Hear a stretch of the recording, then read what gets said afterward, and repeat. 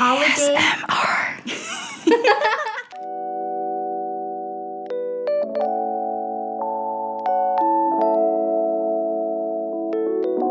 Hey, beautiful souls. I'm Vanessa. And I'm Jenny. And welcome to Healing Girl Season. By the way, guys, if you guys are kind of confused, we're making a holiday winter Oreo cookie house. Oreo cookie house, there you go. So we're really excited. Yeah. We do have a YouTube channel so you can see the video because definitely if you guys are just listening to the podcast, you might be a bit confused. Oh yeah, for sure. You're gonna be like, where's that noise coming from? Yeah, just letting you guys know. And before we start, just saying we're not professionals. We are just two girls wanting to share our personal stories. Our personal stories, and take what resonates and take leave what the resonates. rest. Yeah. So okay, today I guess we can talk about what we're going to be discussing while making these beautiful cookie houses. Yeah. What's the topic today? Boundaries. Boom. Really excited because I think I said that like so many times, but I am because I just love making these little gingerbread. Honestly, it's my first time making these. Oreo. I have never ever made these. Wow. Like I have been gifted one of these kits before, but I haven't got the chance to make it, and it got expired. Oh. It was for Halloween. Oh, those Halloween ones. Yeah. So. Good. All right. So they actually have steps in this box. So we're gonna try our best. Yeah, we have some little decorations. I don't know if you guys can see. There's like gummy bears. Yeah, and we'll describe it to you. My favorite is this like little ginger man. For this, Is this ginger man? podcast listeners, there's a little sprinkle of ginger man. It's so cute. Gummies. I just had one of the gummies, and not gonna lie, they a little hard. Oops. I think I still feel like some is stuck in my teeth, but oh. and then these little Christmas light, I think. Like little they're Christmas lights. Christmas holiday lights. Yeah. And then we got this. And we have the Oreo cookie, the mini Oreo version. Cookies. So okay, let's get started. So Jenny, I want to ask you, what are some things that you learned this season about, how to set boundaries for yourself? The way that I like to perceive it is more like boundaries are a reflection of my own personal value. Mm-hmm. So every time I'm setting boundaries with whoever it may be that's in the situation, I'm constantly validating my own personal value.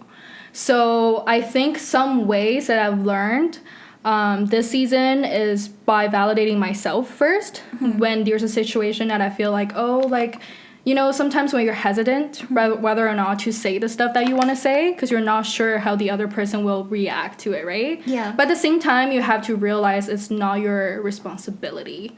And you can control how the other person interpret what you're going to say. All the best that you can do is to try your best to kind of communicate, not in a very ego-driven way, but in a very clear, very empathetic. That's something that I would also like to bring in. Like, I always tried my best to put myself in the other person's shoe, but also make myself clear. Actually, Jane, do you want to explain what you think boundaries, like, what's your definition of boundaries for those people who are still kind of like wondering what it kind of means? Yeah, I would like to perceive boundaries as a wall between people. The thicker the wall is, the harder the other person is going to cross the wall. And the thinner the wall is, the easier the other person can access to you, right? Mm-hmm. Imagine you have this halo that's like surrounding you. Those are basically your core values. So whether that be, like your belief system or how you perceive yourself or how you want to portray to other people, those are your core values. And there's this halo that's kind of like surrounding you. You want to protect the halo. Yes, exactly. You want to protect the halo that's like surrounding you, that's like shining bright, because that represents your own identity, like your own individuality. So if your purpose is to protect your own halo and the other person is like constantly like poking at it, then that person is kind of not respecting your boundary and your value, right?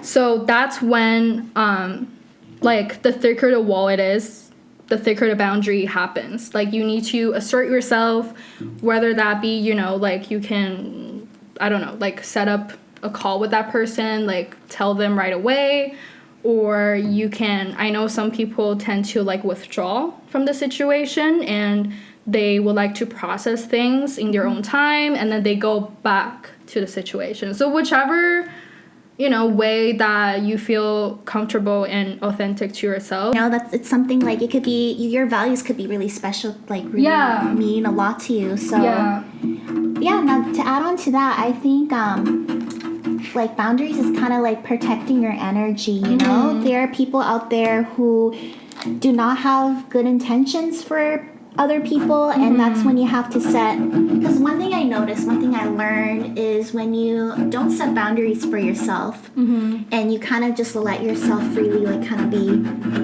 oh yeah, just like, you know, people will take from you, and they will not, like, they'll keep taking, because unfortunately that's kind of like society today. Like, there are some people out there who, you know, won't appreciate, they'll just be trying to take advantage of you. Like, you know what I mean? Like, sometimes you gotta, like, set yourself look out boundaries. for yourself. Yeah, look out for yourself. And I know that we forget, because, you know, sometimes it could be the people we love that might, like, try to take advantage, or, like, at work, and it's hard to, like, speak up for yourself. That's something I'm still learning, like, speaking up for myself and standing up for myself.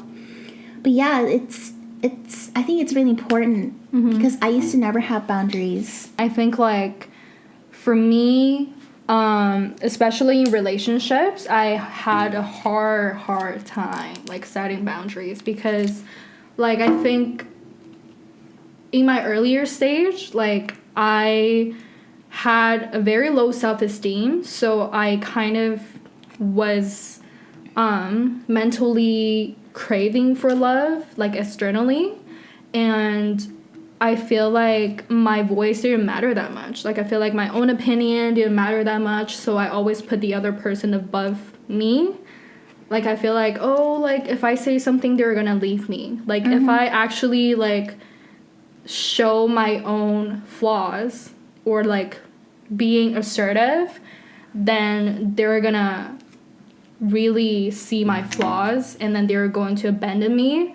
So I think another thing is just, like, the stereotypical idea when it comes to how women is not supposed to be so assertive. How women is supposed to be like, oh, you just lay back and you chill and you receive, you know? Like, they think, like, women being vocalized is kind of aggressive. Like, I still think that it's, like, this social norm that the society has set for ourselves, women, and I don't agree with it anymore. Like, I think it's totally unfair. Yeah, I think, like, one thing I noticed, like, not noticed, like, I realized is that a lot of women, they have to, it's like, we have to be self-sacrificing. You have to sacrifice the people around us. We gotta be, like, you know, and I think, I don't know, I just feel like it doesn't make me, because then we forget about ourselves. And, you know, I think it's good to be, like, kind-hearted and, you know, help other people, but sometimes it's like, you do get, when it gets too far, you know, like, people will start to not see your worth, and totally, and start trying to take advantage, even if they're consciously knowing this or not. My gingerbread is breaking. I totally understand. You're just not very good. Oh no. Oh my God. Here. I don't know if I can show you guys. I don't think I can. Can you guys even see it? You think they can see it? I don't know. Oh my God. Oh, it's breaking. Oh no. It's okay. Start again. Yeah. But yeah, I think it's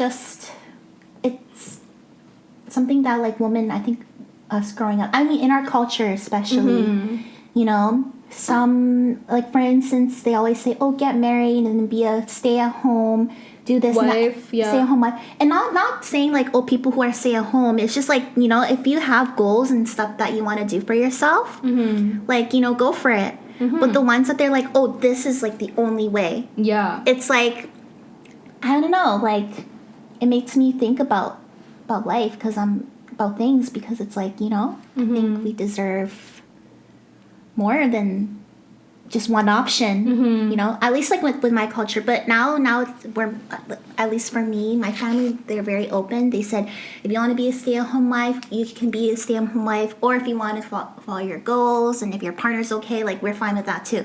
And I'm really grateful for that. That's good. But like, I did have to have this conversation with my dad, and you know, really? Yeah, just talking about these kind of things. And you know, and before it was kind of, but like, my dad's okay with it. He's very chill. But it's more of like my extended family that's kind of used to have that kind of traditional mindset. And they'll be like, oh, why, you don't have to, like, your husband can take care of you and stuff. And I think that's great.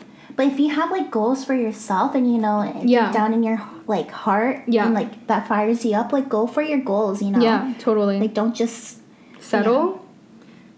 Yeah, in that way. But like, it depends for each person's, you know, each family, each person. Because I feel like also being a stay-at-home mom is like great too. Like, you know, it's a job where you're working 24 hours a day. Like, that's even. Yeah. But yeah, I mean, that's the thing. Like, I know a lot of families, like traditional families, they have that kind of set onto their kids, like, this is what's gonna happen. It's like, but I've seen like this like growth where like a lot of people are like kind of like standing up for themselves and be like, hey, maybe I don't want to do this. Maybe I want to be like half stay-at-home mom and maybe like have my own business, or maybe start working. You know what I mean? It's like, I think like with that, it's like the society is changing, and I think like the role models that women especially are following are also changing through time.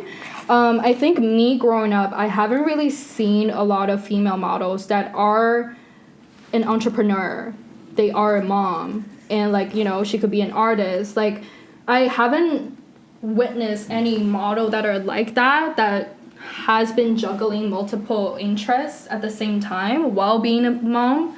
So I think now, like, you know, since like I think we're more acceptable of how women can do multiple things at once. yeah. And like people's like mindset towards like, you know, you can only do one thing, that has definitely like changed. Yeah, back to like the whole boundaries thing. It's like parents, you know, they will be like, this is your goal. Like, you have to do this, you know, this is what we want you to be, this, that. And it's like, I get that, like, it's hard to speak up for yourself. But what I'm kind of seeing, there's like a shift though, that like, even though like these parents, like their parents or whoever would tell them to do all this stuff, like, people are still standing up for themselves. And I think that's like, has something to do with like, you know, knowing your boundaries. Like, hey, like, I know you want this for me, but like, I don't appreciate you the way you're kind of like putting this on me, kind of thing. Yeah. So yeah, that's kind of like something I realized. Like, a lot of people are really trying to break the norms and breaking, you know, like, for instance, you grew up in China, and yeah, like, you know, if people who know you know about your whole story about like, you know, your life back in China and compared to now, like, obviously your parents, their mindset's always going to be the same, Right. You know, because that's just the way they are, the way they were raised. Yeah, for sure. But then for you, it's like you were like, you set boundaries with them. Yeah, for sure. You know, even though they're like, we want you to do this and that, whatever. Yeah, like, this is sure. what you're like, okay, but like, you know, I'm also my own person. Like, so that I'm like seeing that with a lot of people, like, I, like my friends, you know, and then that's like, people are understanding, like, the whole boundary, like, we gotta set that for ourselves, because that's just self-love, that's just self-respect, like, setting boundaries for you. I think like in my situation, it's really weird. I know like maybe not a lot of people will resonate with this, but honestly, growing up, I've always been so sure of who I am, even when I was a kid. Like, I've always known that I'm just here for a greater purpose. And like, my parents know this. Like, the more that they're trying to control me, the more rebellious I will become. So it's like, the more that they're like, oh, no, you can't do this. So I'm just like, let me do this and prove you that you're wrong. Okay? So I think like it's also like a part of my personality that I want to like stand up and prove it to them that sometimes their perspective are kind of outdated. Like, the other time, I was talking to my mom on the phone, and she was telling me how Jenny, like, don't go to all of those facials. You know, like, those clinic, the products that they use are so bad for your skin. And she said, based on experience, which, by the way, her experience is, like, fucking 30 years ago. So, like, I'm like, Mom, like, don't, like, I appreciate it. Like, I appreciate you telling me. But don't compare 30 years ago to, like, the technology now. Like, it's, like, irrelevant. You know what I mean? So it's like, I think, like, I'm just, like that. I'm just so sure of, like, what I know and what I want. And I'm not afraid to say it. Like, I really can give no fucks. Even when it comes down to my parents. Yeah, you really had to go through a lot to be in the place where you are, though, honestly. Oh, yeah, like, for sure. I met her parents, and yeah, they're very traditional. Mm-hmm. They're very, but I like how they're trying, in a way, they kind of accept it for who you are. Yeah. It's because you were like, I want to stand up for myself and like speak my truth. For sure. Well, I have a question for you. Okay. What do you think about boundaries at work? And how do you usually, you know, make sure that you're being assertive, but not, like, being too aggressive that your boss might think that, you know, you're trying to, you know, argue with her or... Yeah, you know, actually, I'm going to be honest, that's actually something I'm working on, you know, like trying to set boundaries when it comes to, like, you know, work-related things or work. Like, when something's not serving you anymore, I think you kind of gotta go, you know? Like, you kind of have to find... But, like, when it comes to setting boundaries, I think it's really good to, like, just don't be afraid to talk to your, like, boss or whoever about, like, you know, what's working and what's not working. And if they're not willing to hear you out and not, like, then I think it's... That's when you have to really start thinking where you stand. The place that you work at, it's supposed to, like, provide this, like, safe environment for you. Somewhere that you feel safe and you feel appreciated and you can also thrive in. So if you feel like... It should be like that, yeah. Yeah, of course. If you feel like they're not providing you that space, especially allowing you to, like, vocalize your needs and wants... Yeah, that was something I felt like I was really struggling. Like, even if there were times where I did try to say something, I just felt like it was kind of dismissed or not. I just wasn't seen or heard.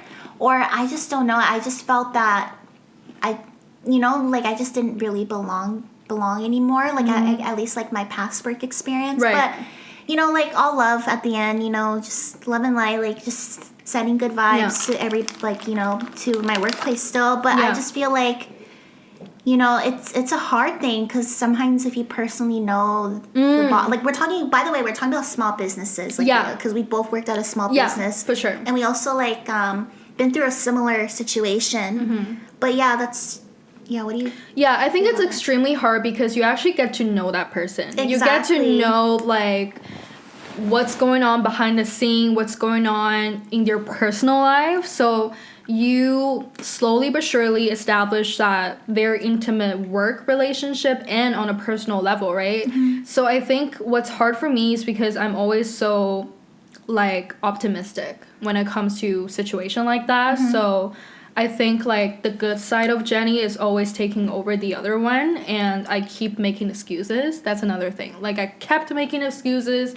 I wasn't listening to my intuition, so that led to a vicious cycle of me just constantly doubting whether or not I belong there. But the truth is, like, the answer was right in front of me. I wasn't willing to, like, look at it. And obviously, like, as we all know, like, it's hard to find a job.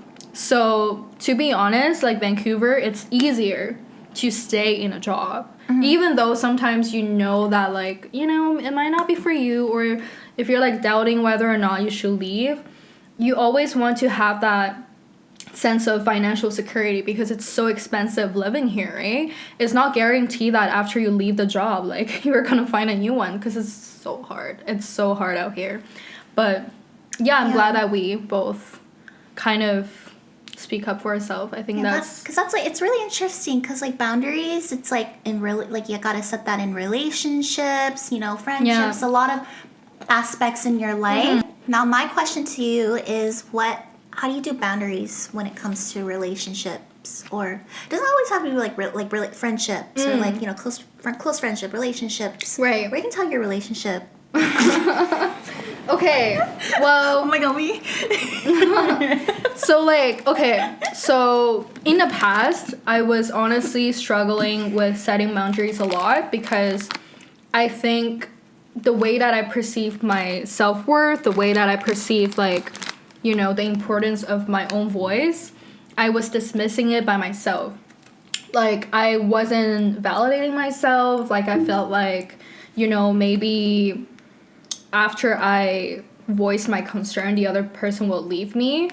But I learned it the hard way, and I feel like as I evolve and learn ways to love myself, I feel like it's the right thing to do because your partner should be able to respect you. If I don't voice out my concern right now, similar situation might come up again, like later on in the timeline. So I feel like sometimes it's necessary to say what I want to say on the spot and just let life takes me wherever it goes. Like if it happened again, it's fine. Like I'll make sure that I like communicate with my partner without feeling the need to kind of persuade him to you know like agree with me. Relationship, it's like it takes two to tango, right? So I think a perspective that I like to take is you guys are working together but not working against each other. But it's also extremely important for you to provide that space for your partner to vocalize whenever they feel the need to. Yeah, I think that's great. Yeah. Like, to add on to that, it's sometimes you really gotta, like, if you're unhappy about something that your partner did or anything like that, you gotta tell your partner, or else they'll never know, you know? Yeah, I totally agree. You know, if you feel like you're uncomfortable with something, or maybe they cross the line, you gotta tell them. And then at the end, it's like up to them how they receive it. I know sometimes you'd be like, oh, I love this person. You know, I don't want to make them feel bad or whatever. Yeah, make them feel bad. But what about you? Exactly. What about you? Like, you gotta say something. Yeah, I Show need to us. show you guys my J cookie village, okay? Mine I don't know broke. why I just named her that. Okay, this is my J Broca. cookie village. That's kind of cute. ASMR. Okay, I have my initial here. And a little door here that you can, like, knock on it when you want to come in, but... And this is mine. The good part. Vanessa has a roof, but at least she has a home. Yeah. So. But yeah, mine broke apart, and after that, I just gave up. I just started eating. It's okay, at least it's edible, so. Just eating the props. Yeah. But yeah, thank you guys for watching. This was fun. Yay. Okay, bye guys. And also make sure you guys follow us on social media. Yes, on Instagram, please. on TikTok, and we'll see you guys next time. Yeah.